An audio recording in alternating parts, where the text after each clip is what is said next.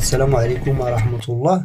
موعد مباراة الفيصلي الأردني والشباب الأردن والقناة الناقلة والترتيب. قبل ذلك من فضلكم ادعمونا بالاشتراك في القناة واللايك للفيديو وفعلوا الجرس. موعد مباراة الفيصلي والشباب الأردن هو يوم السبت 25 مايو 2024. بداية المباراة إن شاء الله سيكون على الساعة 6 مساء بتوقيت المغرب وتونس والجزائر، 8 بتوقيت الأردن ومكة المكرمة، ضمن الأسبوع 22 من الدوري الأردني للمحترفين. استدعى عمان الدولي هو الذي تحتضن هذه المباراة. أما القناة الناقلة للمباراة قناة الأردن الرياضية.